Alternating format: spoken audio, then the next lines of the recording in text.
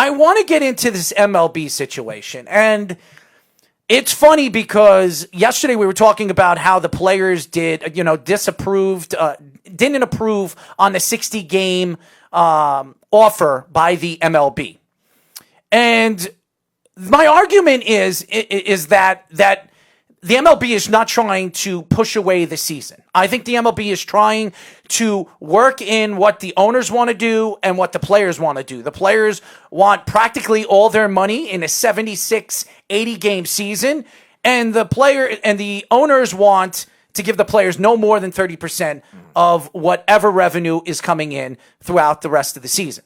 Yeah, it seemed like for the most part the salary dispute was the biggest thing, and now it came out that it's probably going to be close to 30 to 40%, some range like that, for what the players are going to get for the 60 games. And honestly, I'm surprised the players would have approved of that, because it seems like they've been wanting just above average salaries the entire time, and I'm surprised they were able to do that. It seemed like they didn't necessarily want to play more, but they want to get the good money with how many games they want to play in order to accept the offer. So I'm surprised they went through with this. Well, again, I look at the players and I look at the MLB, and they're trying to negotiate a deal. I actually talked to Charlie Slows today, the voice of the Washington Nationals, and I asked him, is there going to be an MLB season? And he absolutely believes there's going to be an MLB season. A matter of fact, he's heading to Washington in about a week and a half. So more than likely, this is going to happen. The question is, what are the deals that are going to be put onto the table for not only for the players but the owners,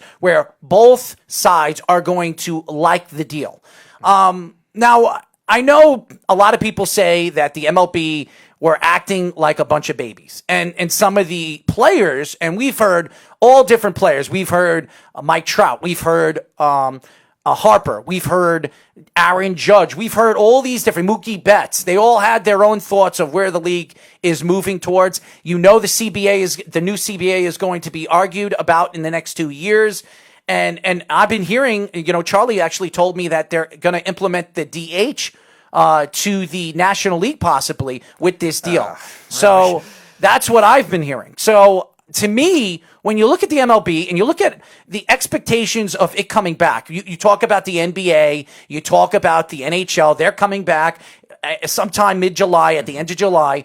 You talk about the NFL. Everything that we've heard with the NFL is they are coming back. OTAs will be starting sometime in July, and players will be reporting to the facilities. Yeah, it seems like what the MLB is going to do is they want to have a plan where they get everybody into spring training facilities July 1st around, and then their projected start date, if they do go through with this, the 60 games, would be July 24th, from what I heard. I am reading David Schoenfield. He actually is an ESPN senior writer that wrote this. It appears that there is going to be a baseball season after all. One of the 60 games following a month of an ugly public negotiation between the players and the owners over how to navigate through the money-shortening season.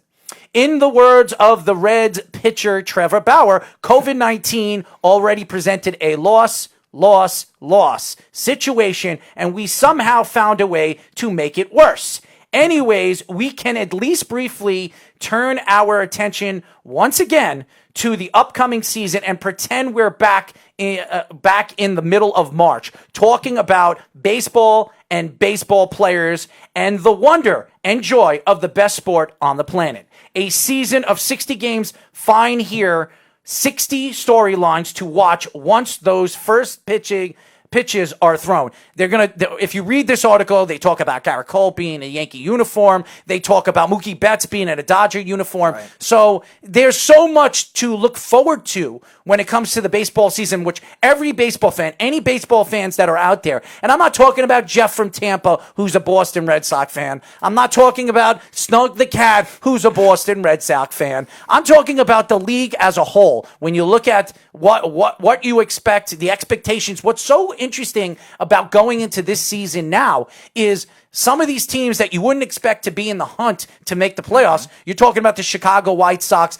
teams that are up and coming. They might absolutely be in the running to make the playoffs this year. Right, teams that notoriously start strong all the time too. We see it a lot from different teams. We've seen it a lot from the Mariners over the years. Obviously, they're not going to be good this year, but teams like the Rockies, they always seem to be good in the first half of the season. The Mets a couple years ago had that great April, and then all of a sudden they fell apart. So that's going to be interesting. You're definitely going to see some random fluky teams as a result of all this because of a smaller sample size. And you're going to see a lot of strange individual seasons, too. You might have a 400 hitter in a 60-game sample, which obviously it'll be an asterisk over it because it's 60 games, but you're going to see a lot of strange individual years, too, where you'll have 500 on base percentages and 400 batting averages. And for pitchers, you might even see double-digit ERAs if you pitch poorly. And that's what I can't wait for. It's the pitching. The pitching is going to drive these teams to be successful moving forward. And my argument with the major leagues and some of these teams, you talk about the Yankees, the powerhouse Yankees, because you're going to have James Paxton, you're going to have a healthy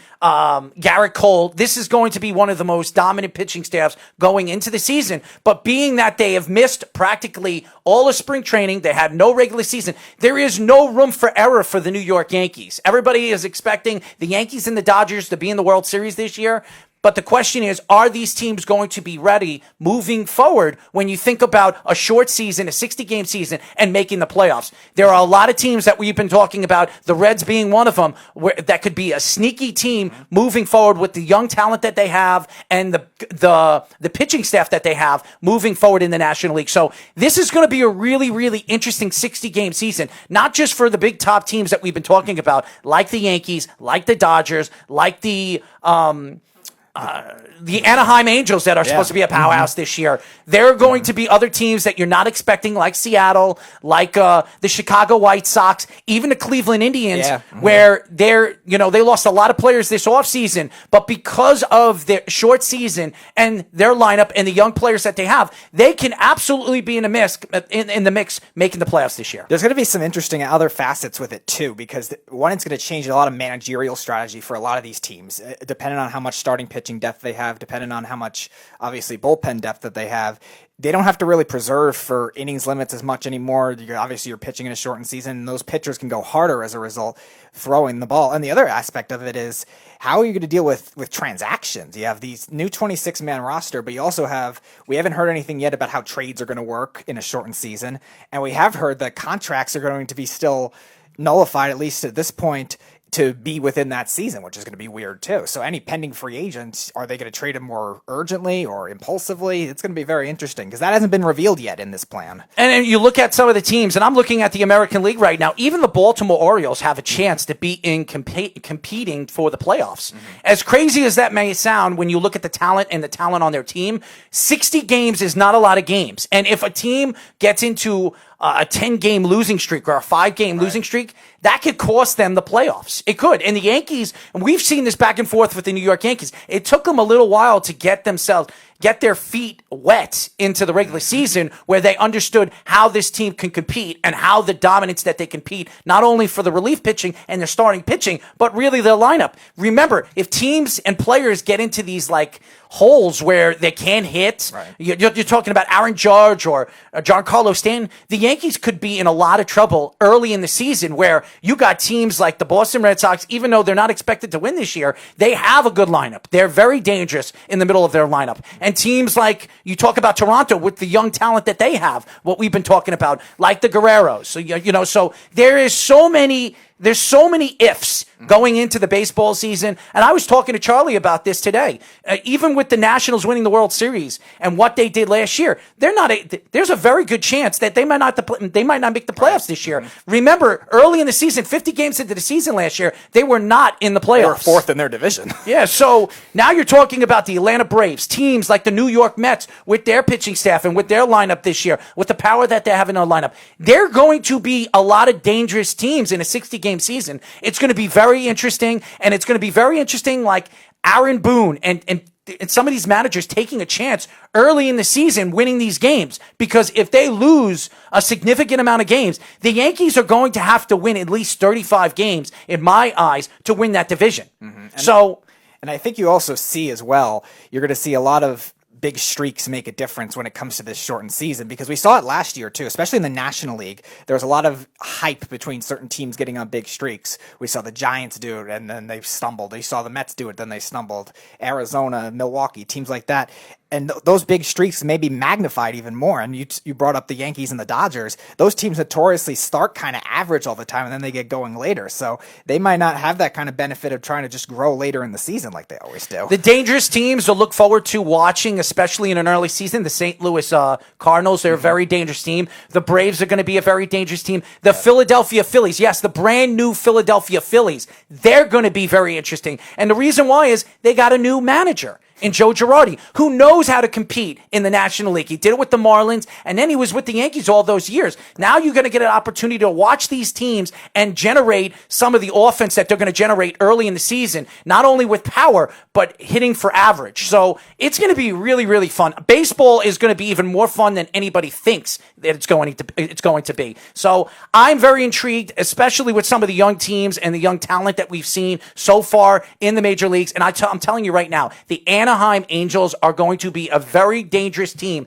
in the West this year. As good as the Oakland Athletics and the Seattle Mariners, and some people think that the Texas Rangers and obviously the Houston Astros are going to be this year, I think that's going to be a fun division to watch in a short season, being that it's 60 games. Our first guest is going to like that. He's from the Angels, so he'll love when you say that. Yeah, well, because I think he's going to be very intrigued on what the Angels are going to do. The middle of that lineup, they added some good offensive firepower this offseason. Pitching, I mean, this team is going to be as dangerous as any team in a 60-game season. And Joe Madden, too. And I'll tell you this right now, and I will say this over and over and over again, knowing that it's a short season, don't expect some of the power numbers that we saw last year early in the season with some of these great power hitters like the Guerreros, like the Panda Bear for the Mets, and even the Yankees with Judge being healthy now that his rib is 100% healthy. You're not going to see the power early in the season, especially with the spring training. There's only going to be 2 weeks of spring training. Right, and you're not going to also see a lot of the fluky years either that we saw last year. The guys like Eugenio Suarez all of a sudden almost hitting 50 home runs. You're not going to see those kinds of fluky years either, just because with baseball players a lot of time too, it takes a while for them to get going. And you say it all the time with the Yankees and why Stanton was struggling and in the beginning of 2018. Sometimes when the weather gets warmer, it gets better. Now they're going to be able to do it right away, but they're also going to have the spring training rust, so it'll be very interesting. It's going to be really, really interesting, especially if you're a Mets and a Yankees fan, being that you're in New York. The Mets are going to be more intriguing to watch this year because the Yankees are expected to win. Right. Not the Mets. The Mets aren't expected to win. But what makes this short season benefit the Mets is because of the power that they landed into the lineup, and now they're going to be 100% healthy in the middle of their lineup. They're going to be as scary as the New York Yankees in a short season, especially with their pitching staff. So I'm going to be very intrigued and very interested to see where both teams and where are these teams going to play. Now, we have not heard where exactly they're going to play in what state. They're not going to be playing in New York, that's for sure. As far as Citi Field and Yankee Stadium, everything that I've heard, they're going to pick at least 3 to 4 destination places, maybe even more than that in certain areas. They're not going to put it in Arizona anymore because Arizona is now an outbreak of COVID-19. Yeah. So it's not going to be in Arizona and Florida too. Florida has become an outbreak of COVID-19 too. So they're not going to move it in those states like everybody thought they were going to. And here's the thing. The NBA, who everybody was talking about them moving the NBA season in Orlando, I don't know if the NBA is going to do that now with everything that's going on with COVID-19 and the outbreak of COVID-19 in those states. So I am very interested to see where they're going to drive these games, where they're going to put these games, and how are they going to make the divisions? Are they going to stick with the divisions the way they are, or are they going to move it into a cactus league or a grapefruit league? I don't know how they're going to do it. Or the merging of what we saw in one of the proposals about a month ago with the combining of the two Easts, combining of the two Centrals essentially, and try to make it a centralized thing. And if they do end up having more of the COVID outbreaks in the South like we're seeing now more, it might end up having to be kind of a centralized location. You could see maybe the Cardinals as being a base of St. Louis for the Central team. You could see something like San Francisco for the West teams, and then for the East, probably something in the middle too, like in Ohio or something like that. CJ was saying, what about moving the MLB to Omaha? And that's an interesting question. That's not bad. If the state is not COVID-19, and there's no outbreak of COVID-19, that might be a good idea. The question is with the MLB is strategically when you look at Rob Manfred, and you can't trust Rob Manfred is going to make the right decisions because he's made exactly what we've been saying the last couple of weeks. He's made all the wrong decisions so far with the MLB, with everything that's going on with the cheating scandals with the Boston Red Sox, the Houston Astros, and even with the New York Yankees. So I am very intrigued to see how Rob Manfred is going to manage this and where they're going to put these games and how they're going to design moving forward where the league is going to head.